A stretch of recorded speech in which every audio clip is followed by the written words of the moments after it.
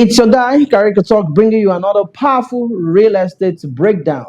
Today, we are talking about something very, very important, and of course, something every land buyer in Nigeria must understand. We're talking about the major land documents that are recognized in Nigeria. If you get this wrong, you can lose your money, that I can tell you. But if you understand them, nobody can bamboozle you. You know what? Stay tuned. We jump straight into it.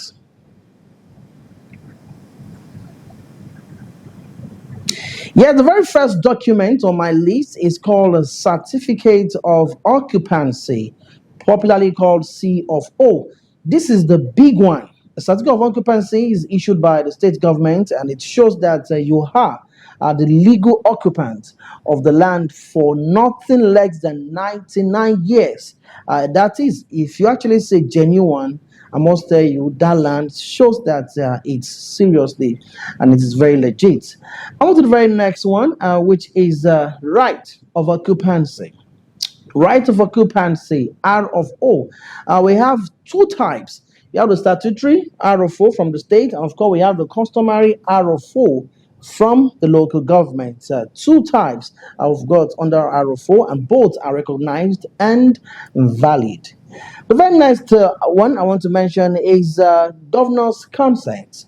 Governor's consent. Anytime a land changes hands, the governor must give consent. Without governor's consent, the transaction is not yet fully perfected, and this is what confirms your deed of assignment, especially upon registering for C of O.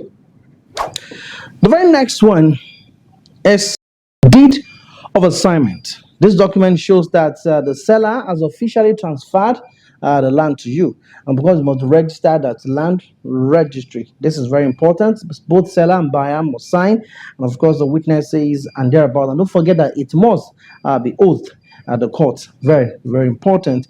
I'm on to the very next one again, and that is deed of conveyance. Deed of conveyance. This is the old school version of deed of assignment. Used before 1978. Yes, but of course it's still valid, and if registered, I must tell you it is very, very valid. At least someone has that, it can be presented. And of course, moving on to the very next one, which is called a deed of gift. When a land is given to you free, maybe from a parent or uncle or spouse, this is a document that proves it and tells the whole world that this particular land is gifted to so person. And move on to the very next one. It's called a deed of transfer. Used in many corporate or inherited property transfers, similar to deed of assignment, but applies in special cases. This time around, that is a deed of transfer. And of course, another one is deed of mortgage. Deed of mortgage. This is what banks are owed when you use land or property as collateral. It shows that the bank has the bank's interest. It shows the bank's interest until the loan is repaid. So we call it deed of mortgage. And of course, we have a deed of lease or sub-lease. This applies when you are leasing land or building for a number of years. It shows that there is that land is leased, and of course you've not actually bought it. And of course, I move to the very next one, which is called a deed of rectification. Deed of rectification. If there is any error in your document, like maybe wrong spellings or wrong plot size or misinterpretation on every kind, this deed correct it legally. It's corrected legally. In case there's any error, and this is the kind of document you use to make such correction. Also, we have a deed of surrender. If you are returning a land to you are returning land to the original owner or the government, this is the document you use, and it's simple as that, a deed of surrender. And of course, move to another important document that is also very popular. It's called a survey plan. Very, very important. This shows the exact location, size, boundaries, and the coordinates of the land. It tells you that if the land is under government acquisition or not. That's what you should know about survey plan. And of course, we have Excision and Gazette.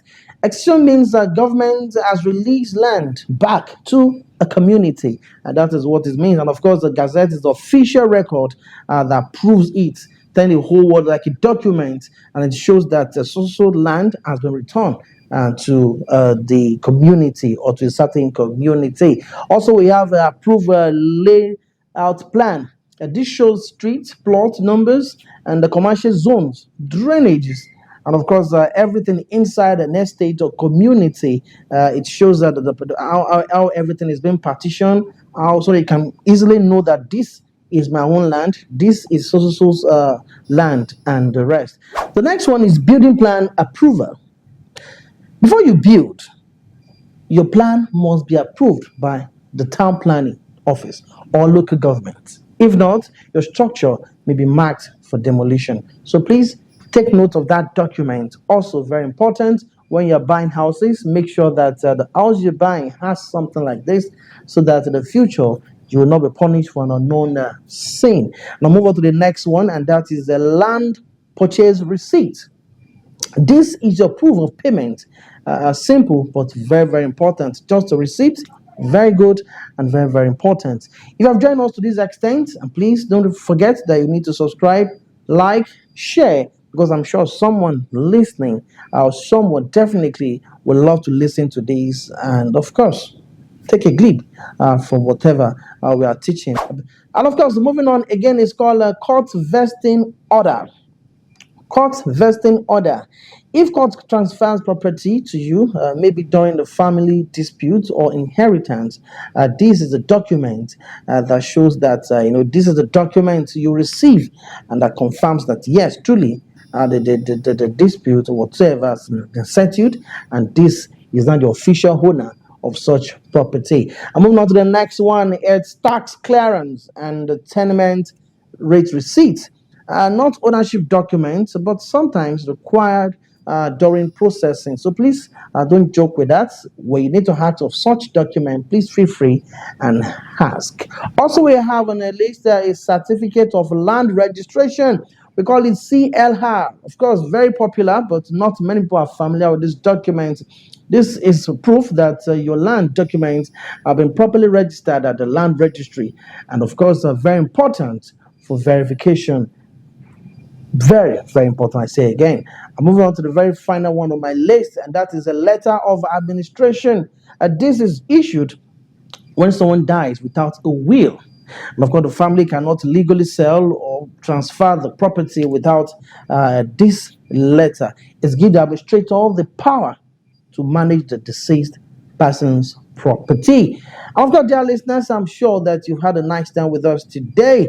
Yeah, this is how we do it, and now you understand all the major documents or land documents in Nigeria. Before you buy any land, ask for this document. Of course, not all, but ask when necessary to be sure that some of these documents are available. Verify them and do your due diligence. I take that again.